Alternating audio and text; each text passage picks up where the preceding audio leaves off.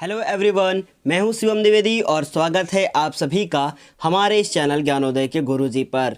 आज की इस क्लास में हम लोग क्या बात करने वाले हैं, सबसे पहले उसकी बात करें तो इस क्लास में आज हम बात करने वाले हैं आपके 10th क्लास के सबसे ज़्यादा इम्पॉर्टेंट बहुविकल्पी प्रश्नों के बारे में। ये सारे के सारे बहुविकल्पी प्रश्न आपके पहले चैप्टर से रिलेटेड होंगे और जिसका नाम है रासायनिक अभिक्रियाएं एवं समीकरण। ये आपका चैप्टर बहुत ज़्यादा इम्पॉर्टेंट होता है। इसका अगर बहुविकल्पी क्वेश्चन आता है तो आपको कठिनाइयाँ होती हैं। इसलिए आज हम अपनी इस क्लास में आपको टॉप 20 बहुविकल्पी क्वेश्चंस के बारे में बताएंगे। अगर वीडियो अच्छा लगता है तो वीडियो को लाइक करना ना भूलें और साथ ही साथ अगर चैनल पर नए हैं तो सब्सक्राइब भी कीजिएगा। पहला क्वेश्चन आपके सामने हाजिर है। लिखा है नौसादर। लिखा है कि नौसादर को गर्म करने पर यह अमोनिया और हाइड्रोजन क्लोराइड में टूट जाता है। लिखा है नौसादर को गर्म करने पर यह अमोनिया और हाइड्रोजन क्लोराइड में टूट जाता है। फिर लिखा हुआ है कि ठंडे में दोनों के संयोग से पुनः नौसादर बन जाता है। ये जो आपकी अपक्रिया है ये कौन सी अपक्रिया है? तो सबसे पहले नौसादर के फॉर्मूले के बारे में बात करें तो नौसादर का फॉर्मूला होता है NH4Cl। अगर इसे हम लोग गर्म करना शुरू करें तो ये बदल जाता है किस में? NH3 में, और साथ ही साथ इससे और कुछ भी बनता है वो आपका बनता है HCl।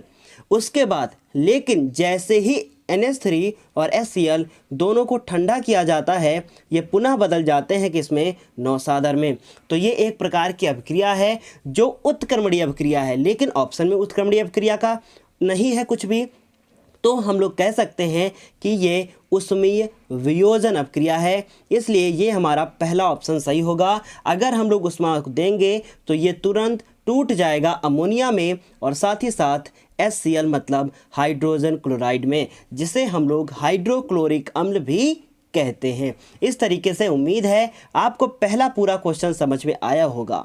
ये जो आपकी PDF होगी इसे टेलीग्राम चैनल पे अपलोड कर दिया जाएगा। लास्ट में हम लोग और कुछ भी जानकारी बताएंगे आपको, जैसे कि आपको ये PDF कहाँ से मिलेगा, ये कहाँ से आप डाउनलोड करेंगे।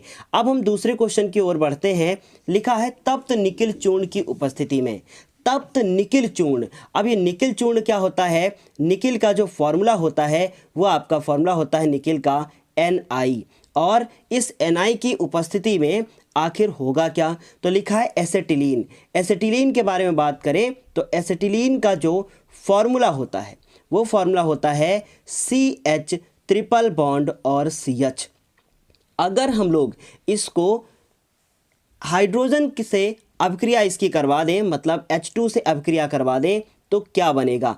इससे बनेगा जो हमारा वो बनेगा CH3 और सिंगल बॉन्ड CH3, मतलब एसिटिलीन से बन जाएगा एथेन। लेकिन अभी ये रिएक्शन को बैलेंस करना होगा, इसलिए आगे इसके 2 लगा सकते हैं।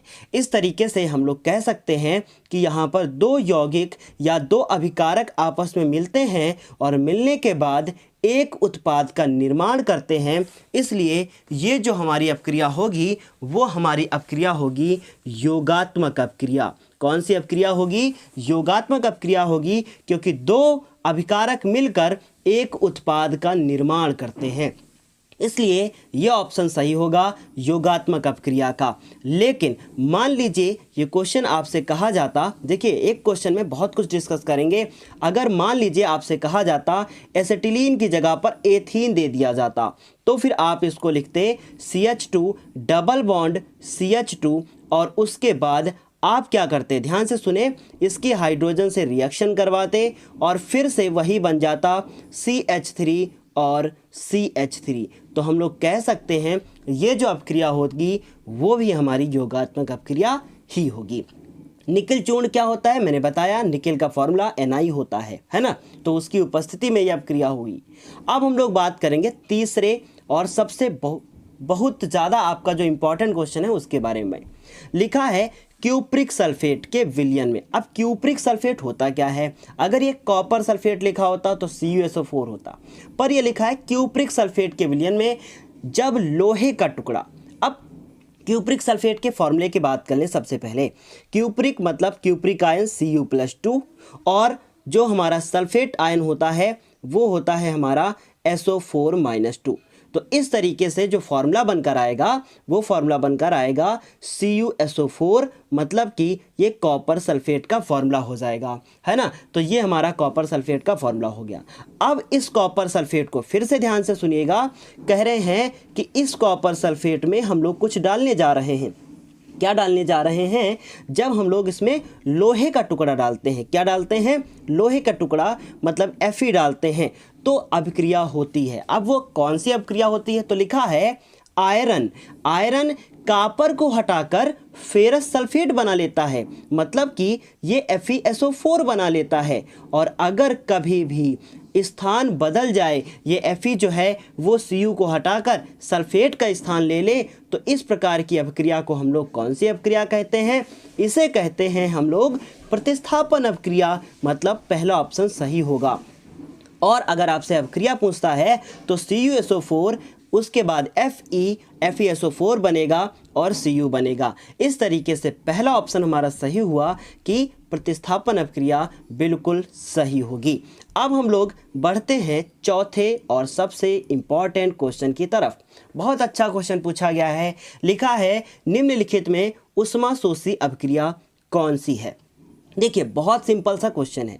ऊष्माशोषी अभिक्रिया वह अभिक्रिया होती है जिसमें ऊष्मा निकलती है, मतलब जिसमें ऊष्मा की आवश्यकता होती है। तो जो पहला ऑप्शन आपको दिख रहा है तो इसमें तो प्लस में ऊर्जा लिखी हुई है, इसका मतलब इससे ऊष्मा निकल रही है। दूसरे में भी ऊष्मा निकल रही है, तीसरे में भी ऊष्मा निकल रही है और चौथे में ऊष्मा ली जा रही है, क्योंकि यहाँ पर माइनस का चिन्ह लगा हुआ है। अगर किसी अभिक्रिया में प्लस का चिन्ह लगा है तो वो ऊष्मा क्षेपी होगी, अगर माइनस का चिन्ह लगा है तो ऊष्मा शोषी होगी।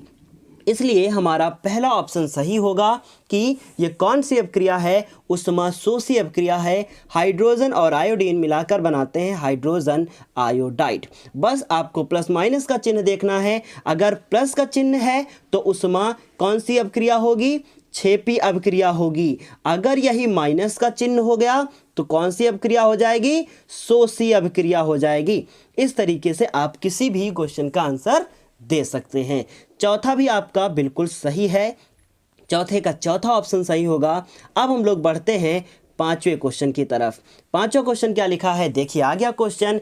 लिखा है निम्नलिखित में ऊष्माक्षेपी अभिक्रिया कौन सी है? तो बिना कुछ सोचे आप पहला ऑप्शन सही मार देंगे कि पहला ऑप्शन सही है, क्योंकि इसमें पॉजिटिव साइन बना हुआ है।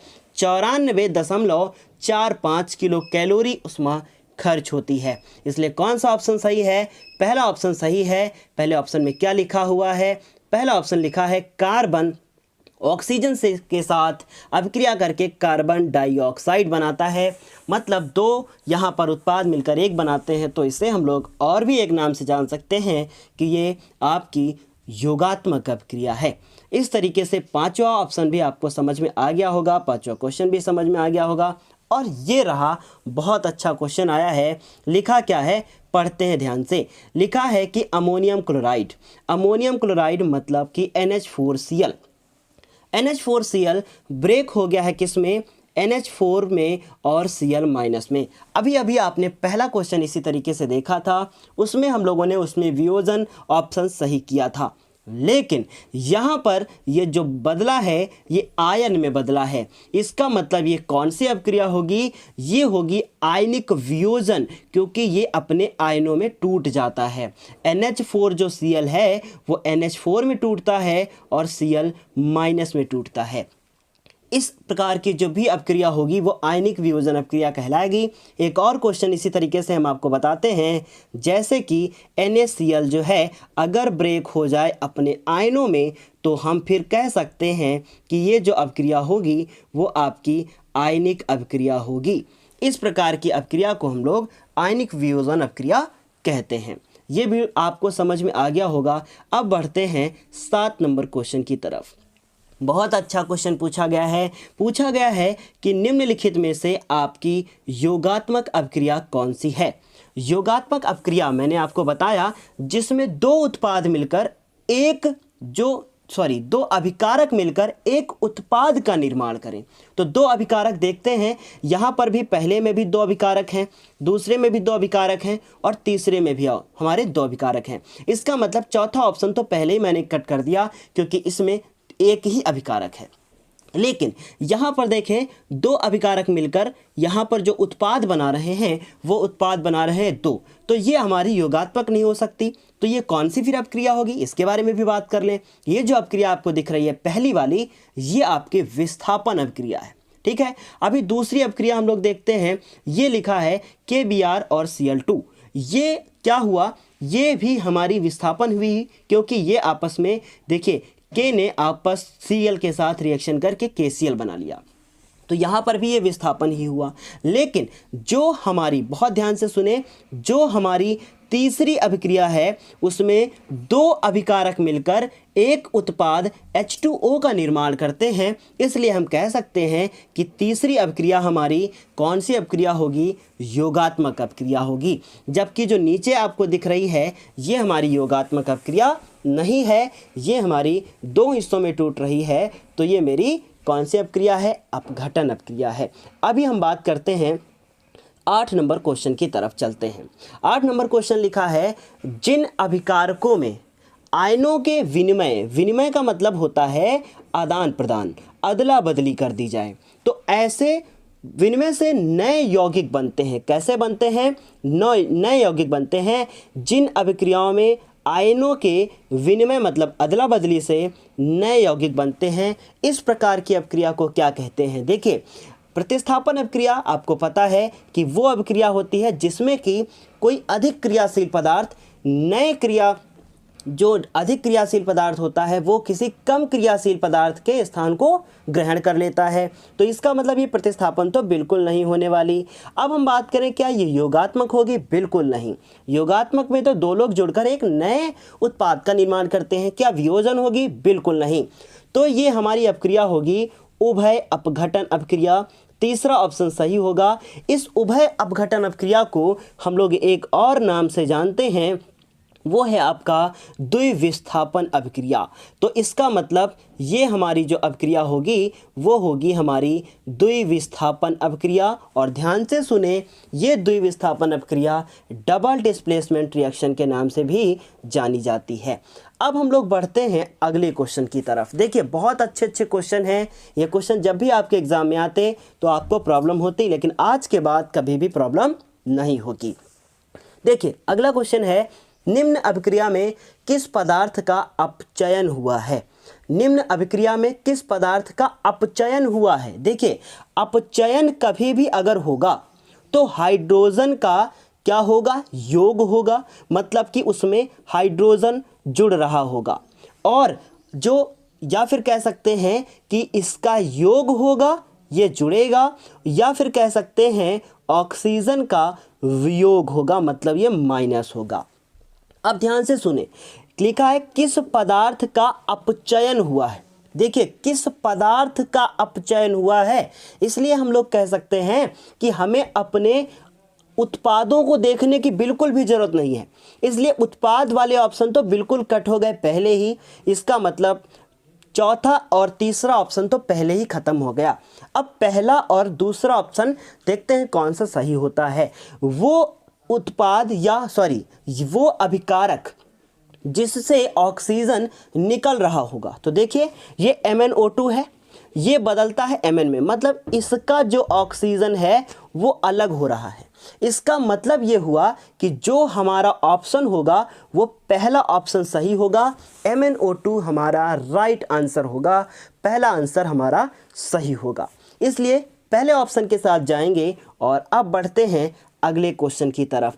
ध्यान से समझिएगा, जिसे ना समझ में आए फिर से बैक करके फिर से देखिएगा। अगला जो क्वेश्चन है ये देखिए, बढ़िया क्वेश्चन आया है, बहुत अच्छा क्वेश्चन है। लिखा है, निम्न अभिक्रिया एक उदाहरण है। ये जो अभिक्रिया है ये 10 नंबर क्वेश्चन है। 20 क्वेश्चन के बारे में बात करेंगे। लिखा है निम्न अभिक्रिया एक उदाहरण है। देखिए ध्यान से, लिखा है संयोजन अभिक्रिया। तो संयोजन अभिक्रिया तो वो अभिक्रिया होती है जिसमें दो लोग जुड़कर एक का निर्माण करें। तो इसका मतलब पहला ऑप्शन बिल्कुल गलत हो जाएगा।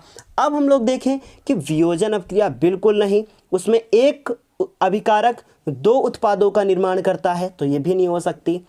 फिर लिखा है द्विविस्थापन अभिक्रिया। आप क्या देख रहे हैं कि पीबी तो अकेला है ना, तो इसका मतलब ये पीबी जो है हमारा वो सीयू के साथ क्या कर रहा है, सीयू को उसके स्थान से हटाकर उसका स्थान ले रहा है और सीयू बेचारा अकेला हुआ जा रहा है। इसका मतलब ये जो अभिक्रिया होगी वो विस्थापन अभिक्रिया होगी। द्विविस्थापन अभिक्रिया बिल्कुल नहीं हो सकती क्योंकि यहाँ पे आयनों की अदला बदली नहीं हुई है। फिर से ध्यान से समझते हैं, यहाँ पर आयनों की अदला बदली नहीं हुई है, इस बात को समझने की कोशिश करते हैं। कौन सा ऑप्शन सही है? विस्थापन। देखिए ध्यान से, ये है हमारा पीबी और उसके बाद अभी CuCl2, तो Cu अभी चेंज हो गया Cu+2 में और Cl-1 में। अब ये पीबी चलता है और Cu के साथ अभिक्रिया करने की कोशिश Cl के साथ जो है बॉन्ड बनाने की कोशिश करता है। तो फिर हमारा यहाँ पर आप देख रहे हैं कि ये क्या हो रहा है कि पीबी CuCl2 के Cl के साथ जुड़कर एक यौगिक बनाता है, उसके बाद फिर Cu को अकेला कर देता है। तो ऐसी अभिक्रिया को कहते हैं डिस्प्लेसमेंट रिएक्शन। इसका मतलब ये विस्थापन अभिक्रिया होगी हमारी। सही ऑप्शन हमारा विस्थापन अभिक्रिया। अभी आगे बढ़ते हैं 11 नंबर क्वेश्चन के साथ। लिखा है अपघटन अभिक्रिया का उदाहरण है। बहुत अच्छा क्वेश्चन आया है। लिखा है अपघटन अभिक्रिया का उदाहरण है। तो मैंने अभी आपको बताया था, बहुत अच्छे से बताया था कि अपघटन अभिक्रिया वो अभिक्रिया होगी, अपघटन अभिक्रिया वो अभिक्रिया होगी जिसमें कोई अभिकारक कोई दो उत्पाद बना रहा होगा। कोई एक अभिकारक कोई दो उत्पाद बना रहा होगा। तो देख सकते हैं कि जो हमारा यहाँ पर पोटेशियम क्लोरेट है, इसका नाम क्या होगा? पोटेशियम क्लोरेट है। वो हमारा क्या बना रहा है? पोटेशियम क्लोराइड बना रहा है और ऑक्सीजन बना रहा है। इसका मतलब पहला ऑप्शन सही होगा, जबकि जो नीचे बाकी ऑप्शन दिए हैं दूसरा वाला आपका बिल्कुल गलत होगा। ये आपकी कौन सी अभिक्रिया है? विस्थापन अभिक्रिया है। MgHCl के साथ क्रिया करके MgCl2 बनाता है, ये भी विस्थापन अभिक्रिया ही है। CaOH2O के साथ ये दोनों आप देख सकते हैं कि दोनों आपस में जुड़ते हैं और CaOH का होल ट्वाइस बनाते हैं। तो ये जो अभिक्रिया आपको यहाँ पर दिख रही है, ये जो आपकी अभिक्रिया है ये योगात्मक अभिक्रिया है, या और किसी नाम से भी इसको हम लोग जान सकते हैं। अभी देखते हैं अगला क्वेश्चन पढ़ते हैं। लिखा है लेड नाइट्रेट और लेड के बगल में लिखा हुआ है 2। इसका मतलब जो रोमन में 2 नंबर आपको दिया गया है, इसका कुछ ना कुछ अर्थ जरूर होगा। ये जो आपको रोमन नंबर में यहाँ पर कुछ लिख कर दिया गया है, इसका मतलब है कि पीबी के ऊपर +2 का चार्ज है, पर उससे अभी हमारा कोई भी लेना देना नहीं है। लिखा है कि घोल में पोटेशियम आयोडाइड का घोल मिलाने पर, मतलब कह रहे हैं कि लेड नाइट्रेट के घोल में पोटेशियम आयोडाइड का घोल मिलाने पर किस रंग का अवक्षेप प्राप्त होता है। बहुत आसान क्वेश्चन पूछा गया है आपसे। पूछा गया है लेड, मतलब लेड का मतलब क्या होता है? पीबी। देखिए रिएक्शन को समझने की कोशिश करते हैं। लेड का मतलब होता है पीबी और ये कह रहा है कि पोटेशियम आयोडाइड मतलब Ki, इसके साथ क्या कर रहा है कि उसको मिला दे रहे हैं हम लोग। क्या बनेगा? ये जो है हमारा इसके साथ आके रिएक्शन कर लेगा और क्या बनाएगा? पीबी और उसके बाद I और 2। क्या बनाएगा? पीबी और I और 2। तो इस प्रकार से ये जो होता है ये आपका जो होता है वो येलो कलर का होता है, इसलिए हम लोग कह सकते हैं कि पीले रंग का अवक्षेप प्राप्त होता है।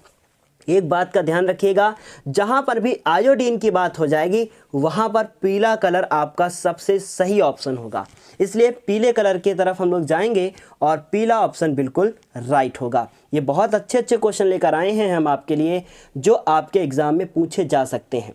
अगला क्वेश्चन है, हम देखते हैं अगले क्वेश्चन को। लिखा है जब कॉपर सल्फेट के घोल में लोहे की कील लोहे की कील या पत्ती डुबोई जाती है तो विलयन का जो रंग होता है वो कैसा हो जाता है। बहुत अच्छा क्वेश्चन पूछा गया है।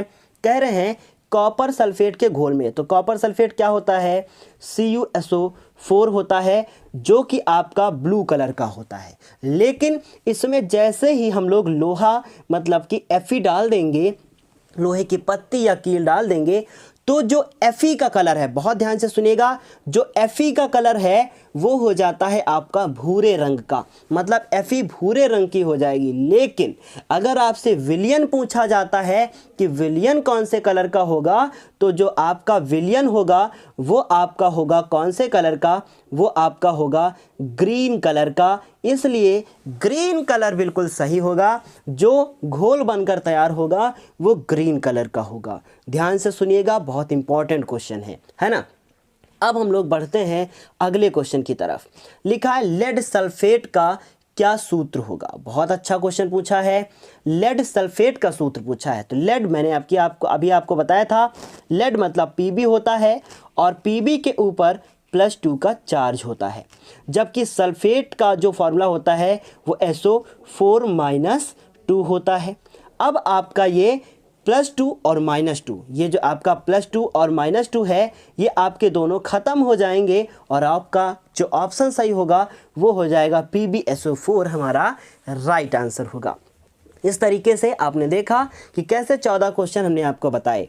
अब हम बढ़ते हैं 15 नंबर क्वेश्चन की तरफ। 15 नंबर क्वेश्चन बहुत अच्छा क्वेश्चन पूछा गया है, बहुत अच्छा क्वेश्चन है। लिखा है निम्नलिखित में कौन उष्माशोषी प्रक्रिया है, मतलब उष्माशोषी कौन सी प्रक्रिया है, यह पूछा गया है। बहुत अच्छा क्वेश्चन है। उष्माशोषी वो अभिक्रिया होती है जिसमें उष्मा की आवश्यकता होती है अभिक्रिया को होने के लिए। तो बहुत बढ़िया क्वेश्चन है।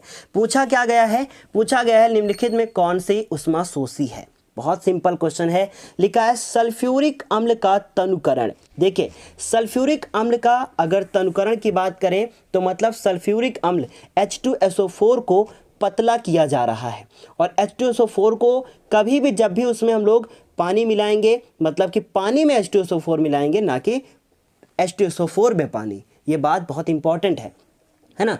तो अब इसका क्या मतलब हुआ कि H2SO4 में जब हम लोग पानी की हम लोग मिलाएंगे, पानी को मतलब पानी में H2SO4 मिलाएंगे, तो ये जो अभिक्रिया होगी वो उष्मा शोषी नहीं होगी, उष्मा छेपी होगी, जबकि हमसे उष्मा शोषी पूछा गया है। तो पहला बिल्कुल गलत हो जाएगा, पहला ऑप्शन बिल्कुल भी नहीं होगा। कौन सा अब होगा, आगे पढ़ते हैं। फिर देखिए शुष्क बर्फ का ऊर्ध्वपातन। देखिए शुष्क जो बर्फ होती है, जो बर्फ आपकी होती है वो खुली हुई, जब हम लोग उसको छोड़ देते हैं तो वो ऊर्ध्वपातन मतलब वो सीधे बदल जाती है दूसरी अवस्था में, है ना। तो आपने देखा होगा कि अगर कोई भी ड्राई बर्फ़ आपकी रखी है, शुष्क बर्फ़ रखी है, तो वो शुष्क बर्फ़ कुछ समय बाद क्या होती है, वो वहाँ से गायब हो जाती है, पानी बनके वो पूरी तरीके से गायब। तो इसका मतलब कहीं ना कहीं उष्मा की ज़रूरत पड़ रही है। तो इसका ये मतलब हुआ दूसरा ऑप्शन सही हो सकता है। लेकिन हमें इसमें टिक नहीं करना है, हमें अपने इन 4 ऑप्शंस में देखना है कि कौन कौन सा सही हो सकता है। बहुत अच्छा क्वेश्चन पूछा गया है। फिर लिखा है जल वाष्प का संघनन। इसका ये मतलब हुआ कि जल वाष्प मिलकर क्या बनाती है, वाष्प मिलकर बर्फ बनाती है। संघनन मतलब वो उस संघनित हो रही है। ये सब आपने 9th क्लास में भी पढ़ा होगा। इसका मतलब ये तो बिल्कुल गलत हो जाएगा, इसमें उष्मा की कोई ज़रूरत नहीं है। लेकिन जल का जब जल वाष्प में बदलेगी, मतलब उष्मा को मिल रही है नीचे से, यहाँ पे जल वाष्प है और ये जल है और नीचे से वहाँ पे आग लगा दी गई है, तो वो जल वाष्प में बदल रहा है। तो इसका ये मतलब हुआ उष्मा कहीं ना कहीं उष्मा दी जा रही है, तो वो जल वाष्प में बदल रहा है। इसका मतलब चौथा ऑप्शन भी सही होगा। अब हम देखेंगे दूसरा और चौथा कौन सा ऑप्शन मैच कर रहा है।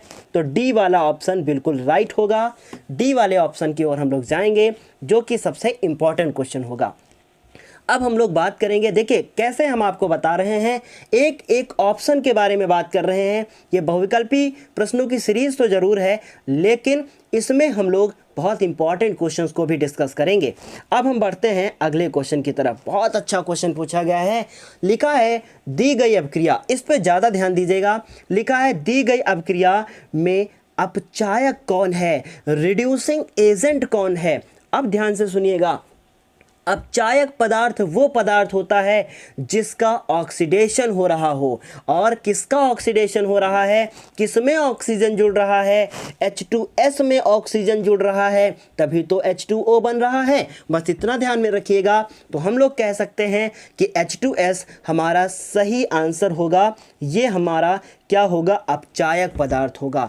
और एक ट्रिक के बारे में बात कर लें, कभी भी आपसे पूछा जाए कि आपसे अपचायक, आक्सीकारक या इन सब बातों को पूछा जाए तो आप अपने अभिकारक वाले ऑप्शंस में ही टिक करेंगे, वही आपके सही ऑप्शन हो सकते हैं। तो SO2 हो सकता था, H2S हो सकता था, लेकिन ध्यान से सुनिए, H2S इसलिए होगा क्योंकि वो उसका ऑक्सीडेशन हो रहा है। जिसका ऑक्सीडेशन हो रहा होगा वही अपचायक पदार्थ कहलाएगा। ठीक है, अब हम बढ़ते हैं अगले क्वेश्चन की ओर। बहुत अच्छे अच्छे क्वेश्चन लेकर आए हैं आज हम आपके लिए।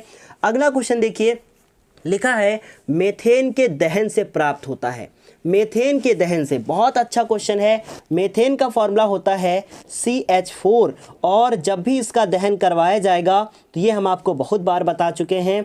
तो इससे क्या बनता है, इससे जो आपका बनता है वो आपका बनता है CO2 गैस, और साथ ही साथ आपका वाटर भी बनता है। अब रिएक्शन को बैलेंस करने के लिए आप यहाँ पर 2 लगा लीजिए और यहाँ पर भी 2 लगा दीजिए। ये आपकी रिएक्शन बैलेंस हो गई। इसका मतलब इससे जो बनेगा वो H2O बनेगा और CO2 बनेगा। इसका मतलब तीसरा ऑप्शन बिल्कुल राइट होगा। अब हम बढ़ते हैं अगले और सबसे इम्पॉर्टेंट क्वेश्चन की तरफ, जो आपका बढ़िया बहुत बार पूछा गया है। लिखा है सिल्वर ब्रोमाइड का वियोजन किस ऊर्जा के कारण होता है। ये सिल्वर ब्रोमाइड वही सिल्वर ब्रोमाइड है जो आपकी श्वेत श्याम फोटोग्राफी में पूछी जाती है। श्वेत श्याम फोटोग्राफी में आपकी ये पूछी जाती है। तो श्वेत श्याम फोटोग्राफी में कौन सी रिएक्शन होती है उसको हम लिखने का प्रयास करते हैं। देखिए, श्वेत श्याम फोटोग्राफी तो मतलब ये ब्लैक एंड वाइट फोटोग्राफी की बात हो रही है।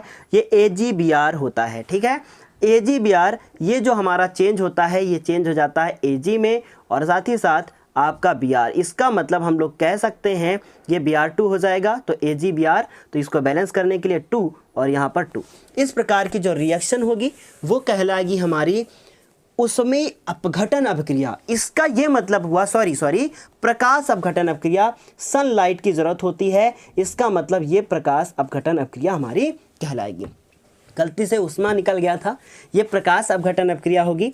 प्रकाश की उपस्थिति में सिल्वर जो ब्रोमाइड है, सिल्वर ब्रोमाइड कौन है, सिल्वर ब्रोमाइड है हमारा कौन, AgBr।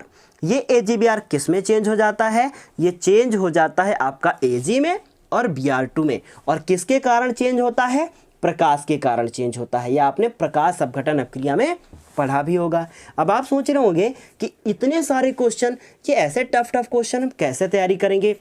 आपको कुछ नहीं करना है, प्लेलिस्ट में जाना है, वहाँ से पहला चैप्टर मेरा देखना है, और सारी रिएक्शन ऐसा बता रखा है मैंने कि आपको प्रॉब्लम होगी ही नहीं। बस आपको टाइम निकाल कर केवल ध्यान ये देना है कि कैसे आपको पढ़ना है ना। अब बढ़ते हैं अगले क्वेश्चन की तरफ। बहुत अच्छा क्वेश्चन पूछा गया है। ये क्वेश्चन आपने पढ़ा तो बहुत जगह होगा। देखिए, हम इसको थोड़ा सा छोटा कर देते हैं ताकि आपको पूरा दिखाई दे। ये क्वेश्चन है, लिखा है दीवारों पर सफ़ेदी करने के 2-3 दिन बाद चमक आती है। मतलब कभी भी दीवार में जब सफ़ेदी की जाती है तो 2-3 दिन बाद चमक आती है। 2-3 दिन बाद क्यों आती है, पहले क्यों नहीं आती है, इसको हम समझने की कोशिश करते हैं। देखिए, दीवारों में जो सफ़ेदी की जाती है उसके लिए हम लोग कौन सा चूना यूज़ करते हैं, बुझा हुआ चूना। और बुझे हुए चूने का जो फॉर्मूला होता है वो होता है CaOH का होल ट्वाइस। और जब CaOH होल ट्वाइस हम लोग दीवारों में पेंट कर देते हैं, मान लीजिए ये दीवार पे हमने पेंट कर दिया, तो क्या होता है, कार्बन डाइऑक्साइड से रिएक्शन होने लगती है और दीवार पे एक लेयर बनने लगती है। अब कौन सा चूना प्रयोग किया जा रहा है, ये वाला चूना, क्योंकि आप जो मार्केट से चूना लाते हैं वो CaO होता है। लेकिन उसमें जब आप मिला देते हैं, क्या, ध्यान से सुनिएगा, जब उसमें आप मिला देते हैं पानी तो बन जाता है CaOH का होल ट्वाइस। लेकिन जब आप उसको दीवार से पेंट कर देते हैं तो कार्बन डाइऑक्साइड से रिएक्शन होती है और उसके बाद बन जाता है हमारा कैल्शियम कार्बोनेट। वो कैल्शियम कार्बोनेट की जो लेयर बन जाती है, इसी की वजह से चमक उत्पन्न होती है। इसलिए हमारा कौन सा ऑप्शन सही होगा? दूसरा वाला। अब ये बात करें कि पहला क्यों नहीं सही होगा।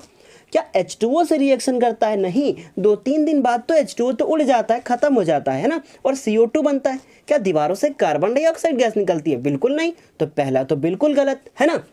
डिस्कशन बहुत ज़्यादा जरूरी है। फिर अगला क्वेश्चन, अगला देखिए क्या बोला है। अगला इन्होंने क्या बोला है, देखिए ध्यान से। अगला जो इन्होंने बोला है वो भी बहुत ज़्यादा इंपॉर्टेंट है। क्या बोला है, देखिए ध्यान से। पहला तो कैंसिल आउट, और दूसरा क्या है, सही है। तीसरा देखते हैं, CaOH H2O से अपक्रिया करता है। H2O तो आपने पहले ही मिला दिया था, है ना, तो ये भी गलत। अब ध्यान से देखें, क्योंकि C जो है O2 से, क्या कार्बन से दीवारों पे पोताई करते हैं क्या? कैसे पेंट करते हैं हम लोग कैसे पेंट करते हैं? कार्बन से तो बिल्कुल नहीं करते। किससे करते हैं? कैल्शियम हाइड्रोक्साइड से करते हैं, है ना। इसका मतलब चौथा ऑप्शन गलत होगा, तीसरा भी गलत होगा। कौन सा सही होगा? दूसरा ऑप्शन सही होगा। ठीक, अब बढ़ते हैं लास्ट क्वेश्चन की तरफ। पूछा गया है निम्नलिखित में द्विविस्थापन अभिक्रिया कौन सी है? बहुत अच्छा क्वेश्चन है। पूछा गया है निम्नलिखित में द्विविस्थापन अभिक्रिया कौन सी है, या कौन से इसके उदाहरण है। और देखिए, ये 4 ऑप्शन में हमें अपना आंसर देखना है। ठीक, ध्यान से सुनिएगा। PbCuCl2 के साथ रिएक्शन करके Cu को अलग कर देता है, तो ये द्विविस्थापन तो बिल्कुल नहीं हुई। क्यों? क्योंकि यहां पर तो विस्थापन हुई है। ठीक, Na2SO4 BaCl2। अब ध्यान से देखें, Na ने Cl के साथ जो है अपना जोड़ा बनाया, NaCl बन गया। ठीक, और उसके बाद फिर क्या हुआ, BaSO4 के साथ जुड़ गया, तो ये द्विविस्थापन होगी, है ना। फिर CO2 के साथ ये भी नहीं होगी, ये तो योगात्मक हो गई। फिर यहाँ देखो, कार्बन जो है मतलब मेथेन है, उसका दहन हो रहा है, तो ये भी तो नहीं होगी। क्या इसमें अदला बदली हुई? बिल्कुल भी अदला बदली नहीं हुई। तो ये कौन सी अपक्रिया होगी? ये जो चौथी वाली अपक्रिया है, ये भी गलत। ये आपकी जो है वो दहन अपक्रिया है। इसका मतलब केवल बी ऑप्शन सही होगा, और दूसरा ऑप्शन बिल्कुल सही होगा। केवल दूसरा वाला ही सही होगा। ये बहुत इंपॉर्टेंट था। जितना भी हमने आज आपको बताया है वो सबसे ज़्यादा इंपॉर्टेंट है। अब आपका हक बनता है कि अगर आपको वीडियो अच्छा लगा है तो प्लीज़ इसे सब्सक्राइब कीजिएगा, और साथ ही साथ अगर चैनल पे नए हैं तो सब्सक्राइब तो करेंगे ही, और वीडियो को लाइक भी कर दीजिएगा, क्योंकि हम आपके लिए ऐसे ही वीडियो लाते रहते हैं। अब ध्यान से सुनिएगा, अगर आपको इसका PDF चाहिए तो आप हमारे टेलीग्राम चैनल, जिसका नाम है ज्ञानोदय के गुरुजी, उस पर जाकर आप क्या कर सकते हैं, यहाँ से ये पूरा PDF डाउनलोड कर सकते हैं, और अपने दोस्तों के साथ इसे शेयर कर सकते हैं, और अपनी कॉपी में अच्छे से नोट कर सकते हैं, प्रैक्टिस के रूप में ले सकते हैं। चलिए, आज की क्लास के लिए इतना ही। फिर मिलते हैं अगली क्लास में, तब तक के लिए धन्यवाद। टेलीग्राम आपको चैनल डाउनलोड करना है। कहाँ से? आपको टेलीग्राम का एक ऐप डाउनलोड करना होगा प्ले स्टोर से। वहाँ पे आप जाके हमारा नाम सर्च करेंगे, या फिर आप डिस्क्रिप्शन बॉक्स में जाके टेलीग्राम की लिंक ले सकते हैं। चलिए, अभी आज के लिए धन्यवाद। फिर मिलते हैं अगली क्लास में, और हाँ, लाइक करना ना भूलिएगा। धन्यवाद।